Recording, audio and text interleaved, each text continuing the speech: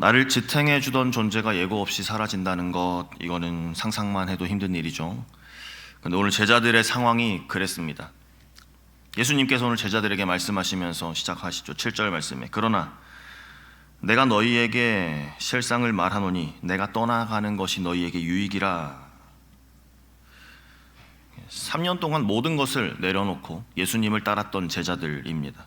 그러한 제자들에게 예수님의 이 말씀이 어떻게 들렸을까요?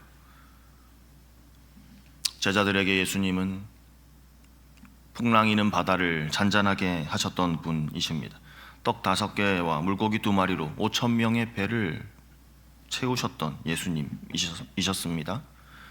사흘된 나사로의 무덤에서 불러내셨던 예수님, 그 눈에 보이고 손에 닿았던 그 예수님께서 사라지신다는 것, 이 제자들에게 있어서는 하늘이 무너지는 것과 같은 그러한 일 아니겠습니까?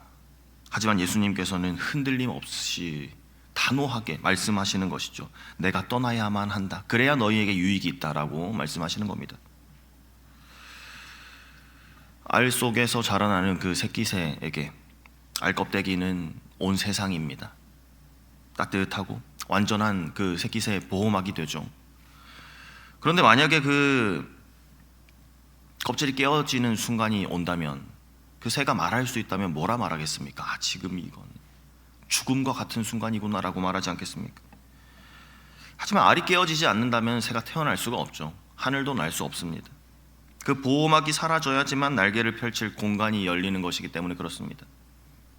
어머니의 태 안에 있는 아기에게도 마찬가지입니다. 탯줄은 생명 그 자체입니다. 그런데 아기가 세상에 나오는 그 순간에 탯줄은 이제는 잘려져야 하는 것이죠. 그 아픈 단절이 있어야만 비로소 아기는 자기의 폐로 숨을 들이마시고 공기를 내뿜을 수 있는 것입니다. 그제서야 독립된 생명이 되는 것입니다. 예수님께서는 지금 그 제자들의 영적인 탯줄을 끊으려 하고 계신 것입니다. 제자들은 지금까지 예수님이라는 그 외부적인 기적에 존재해서 그렇게 의지하여 살아왔습니다. 예수님께서 계시면 배불렀습니다. 예수님께서 계시면 안전했습니다. 하지만 그것은 예수님이 나의 안에 계신, 나의 안이 되신 것이 아니라 아직은 나의 곁에 머무시는 그러한 상태였다는 것이죠. 예수님께서는 이제 이 제자들과 함께하는 방식을 바꾸려 하십니다. 예수님의 현존의 방식을 바꾸려 하시는 것입니다. 곁에 계신 하나님에서 이제는 안에 계시며 다스리시는 하나님으로 그렇게 말이죠. 더 깊고 내밀한 임재를 위해서 먼저 반드시 겪어야 하는 과정이 있는 것입니다. 그것이 바로 오늘의 말씀에 말씀하시는 유익한 결별입니다. 예수님께서 떠나가시게 되면 그 빈자리, 그 제자들이 상실감 그리고 두려움 속에 앉아있던 그 빈 공간으로 성령님께서 찾아오십니다. 7절 말씀에 이어지는 내가 떠나가지 아니하면 보혜사가 너희에게로 오시지 아니할 것이요 가면 내가 그를 너희에게로 보내리니. 그런데 성령님께서 오셔서 가장 먼저 하시는 일이 무엇일까요? 우리를 품에 안으시고 또 위로의 말씀을 건네시는 것, 그것이 아니라는 것이죠. 성령께서는 먼저 세상을 향해, 그리고 아직 우리 안에 남아있는 그러한 세속적인 가치관을 향해서 그것들을 우리가 직면할 수 있도록 진실의 거울을 우리에게 비춰주십니다. 8절 말씀에 그가 와서 죄에 대하여, 의에 대하여, 심판에 대하여 세상을 책망하시리라 말씀하시는 것이죠. 단순히 꾸짖는 말 정도가 아니라 반박할 수 없는 증거를 제시하며 완전한 죄인임을 드러내는 그런 죄를 선고하시는 책망이 있을 거라는 겁니다. 성령님께서는 우리의 위로자 되십니다. 하지만 동시에 우리를 진리의 법정 앞에 세우시는 그런 분이시죠. 우리가 오랫동안 당연하게 여겼던 것들이 이제는 진실 앞에 드러나게 되는 겁니다. 먼저 성령께서 죄에 대해서 폭로하십니다. 9절 말씀에 죄에 대하여 함은 그들이 나를 믿지 아니함이요. 일반적으로 죄라 그러면은 도덕적인 실수 또 법적인 잘못을 말하는 것이지만 성령님께서 말씀하시는 이 죄는 그 죄의 뿌리를 건드는 겁니다. 생명의 근원 되신 예수님을 거부하고 여전히 내 삶의 주인 자리를 내가 붙들고 있는 것, 이것이 바로 성령님께서 드러내시는 가장 근본적인 죄의 모습인 것이죠. 우리가 아무리 도덕적으로 선하게 살아도 그런 우리의 삶의 중심의 그 왕의 자리에 예수님께서 거하시지 않으신다면 그것이야말로 하나님 앞에서 가장 무서운, 또 가장 무거운 죄요 반역이 되는 것입니다. 성령님께서는 오늘 우리 안에 오셔서 우리의 선한 행실 뒤에 조용히 숨어있는 우리의 그 자기중심성, 하나님이 왕 되시는 모습이 아니라 내가 왕된 그러한 내 삶의 주인이 내가 되려 하는 그러한 모습을 분명하게 드러내고 계신 것입니다. 또한 성령님께서는 의에 대하여 폭로하십니다. 10절 말씀에 의에 대하여라 함은 내가 아버지께로 가니 너희가 다시 나를 보지 못함이요. 그렇죠. 세상은 예수님을 십자가에 못 박으면서 그것이 옳은 일이라 그렇게 말했습니다. 종교 지도자들 어땠습니까? 자신들이 율법을 지키는 그 모습을 보면서 그것이 바로 의다라고 그렇게 자부했죠. 하지만 성령님께서 오셔서 드러내는 겁니다. 진정한 의는 우리가 이 땅에서 쌓아 올리는 것이 아니다라고요. 예수님께서 죽음을 이기시고 아버지께로 올라가셨다. 그 사실이 바로 하나님께서 예수 그리스도의 삶과 죽음만을 유일한 의로 삼으셨다라는 것을 인정하시고 선언하시는 겁니다. 우리가 의로워지는 유일한 길은요, 그러니까 다른 것이 아니라 유일한 의가 되신 예수님과 연합하는 것, 그것인 줄 믿습니다. 우리가 의로워지는 것은 더 이상 내 행위를 더 쌓는 그런 일이 아니라는 것이죠. 유일한 의 되신 그 예수님과 우리가 연합하는 것, 그것입니다. 끝으로 성령님께서는 심판에 대해 폭로하십니다. 11절 말씀에 심판에 대하여라 함은 이 세상 임금이 심판을 받았음이라. 제자들은 예수님께서 떠나가시게 되면 그 이후에 세상 권력들이 자신을 짓밟을 것 같아서 두려워했습니다. 그런데 제자들에게는 성령께서 선언하시는 것이죠. 사실 지금 이 세상 임금이 이미 심판을 받은 것이다 라고 그렇게 말입니다. 겉으로는 세상이 이기는 것처럼 보이고 성도는 지는 것처럼 보이는 그러한 때가 있습니다.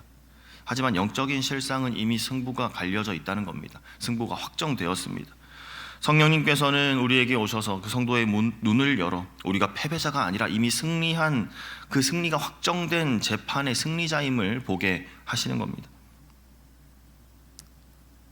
오늘 예수님께서 제자들에게 하신 이 말씀이 동일하게 우리에게도 힘이 되고 소망이 됩니다. 성령님과 동행하는 우리, 변함없는 환경을요 바라보는 변화된 눈을 가지게 된 것이죠. 성령님과 동행하는 우리에게 그런 우리가 가지게 된 새로운 시선, 새로운 시각인 것입니다. 환경을 보는 눈이 이제 바뀌게 됩니다. 세상이 나를 향해서 뭐라 말해도, 내가 부족하고 비록 연약해도 우리 안에 계신 성령께서 조용히 우리 가운데 증언하는 것은 우리는 그리스도의 의를 가졌고 우리는 이미 승리한 자다, 우리는 이미 이긴 자다, 그렇게 말씀하시는 것이죠. 이 분명한 진리 앞에 우리를 세워주시는 주님께서 세상을 두려워하는 우리의 마음을, 그 마음 가운데 자유함을 허락해 주시기를 소망합니다. 우리가 의지하던 것들이 흔들리고 손에 쥐고 있던 그 확신이 미끄러지는 그러한 순간, 내가 의지하던 것들이 무너지는 그 순간, 참 분명 견디기 힘든 시간입니다. 결코 쉽지 않습니다. 예수님께서는 제자들이 겪을 이 깊은 상실감을 아주 구체적으로 또 따뜻한 비유로 그렇게 풀어주시는 거죠. 21절 말씀에 여자가 해산하게 되면 때가 이르렀으므로 근심하나 아기를 낳으면 세상에 사람 난 기쁨으로 말미암아 그 고통을 다시 기억하지 아니하느니라. 많은 고통들이 있지만 해산의 고통은 다른 고통들과는 다르죠. 본질적으로 다릅니다. 사고로 생긴 상처, 질병이 주는 고통은 파괴적인 그러한 고통이지만 또 그 고통은 생명을 갉아먹고 사람을 절망으로 이끄는 그러한 고통일지 모르지만 해산의 고통은 어떻습니까? 새로운 생명을 이 세상으로 밀어내기 위해서 반드시 통과해야만 하는 그러한 고통인 것입니다. 목적이 있는 고통인 것입니다. 예수님께서 지금 제자들에게 말씀하시는 것입니다. 지금 너희가 겪게 될 그 슬픔, 그 막막함, 그것은 뭔가 죽어가는 신호가 아니다. 새로운 존재로 태어나는 그러한 산통이다라는 것을 제자들에게 알려주고 계신 것이죠.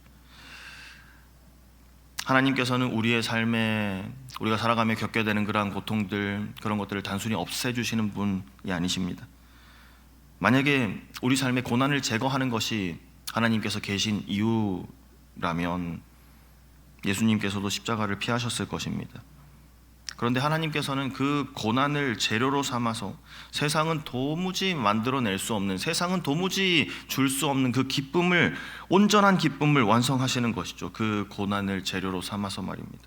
제자들에게도 처음에는 그 십자가가 실패의 상징이었고 저주의 상징이었습니다. 모든 것이 이제는 다 끝났다고 그렇게 여겨졌습니다. 그러나 성령께서 임하시고 예수 그리스도의 부활을 경험하게 된 이후에, 그 부활의 생명을 경험하게 된 이후에 이 제자들이 이제 알게 된 것이죠. 예수님께서 지신 그 십자가, 그 십자가야말로 인류 역사상 가장 찬란한 구원이었음을, 영광이었음을 보게 되는 것입니다. 고통이 사라진 것이 아니죠. 그 고통이 기쁨의 이유로 완전히 다시 쓰여진 것입니다.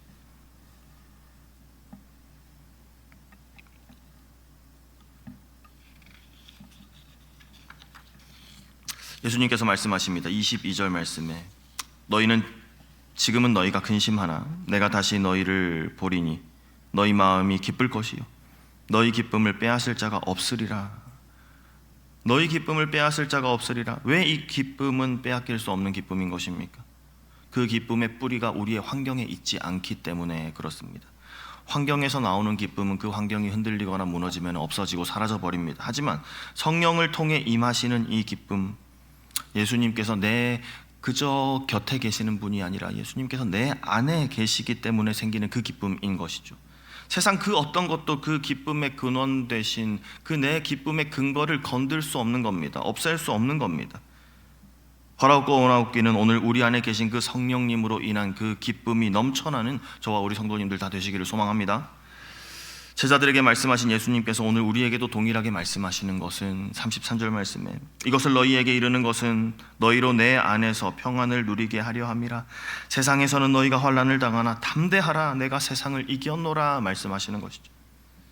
예수님께서는 정직하게 말씀하십니다. 솔직하게 말씀해 주십니다. 세상에서 너희가 환난을 당하게 될 것이다.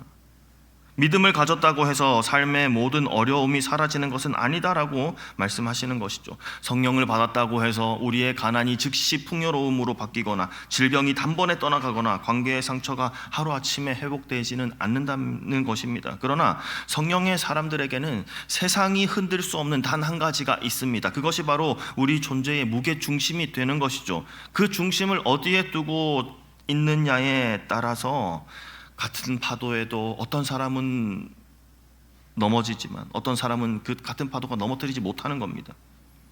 환경이 좋아서 생기는 그러한 기쁨은 환경이 나빠지면 흔들리죠. 하지만 그리스도의 승리, 이 단단한 사실 위에 발을 딛고선 평안함, 그 위에 굳게 선 우리의 믿음, 그 믿음으로 말미암은 기쁨, 환경이 아무리 요동해도 그 기반 자체가 흔들리지 않는 것입니다. 내 안에 성령님, 내 안에 계신 성령님은 기쁨의 성령님이십니다. 그 기쁨을 우리의 기쁨으로 삼을 수 있는 우리 성도님들 되시기를 소망합니다. 세상은 그 끊임없이 우리의 환경을 흔들어서 그 기쁨을 빼앗아 가려고 할 겁니다. 그러나 우리 안에는 세상이 줄 수도 없고 알 수도 없고 빼앗을 수도 없는 것이 있습니다. 바로 우리 안에 계신 성령님, 이 빼앗길 수 없는 기쁨, 그 평안 가슴에 품고 성령님과 동행하며 살아가시는, 오늘도 승리하시는 그 기쁨을 드러내고 누리시는 우리 성도님들 다 되시기를 간절히 소망합니다. 아멘. 함께 기도하겠습니다.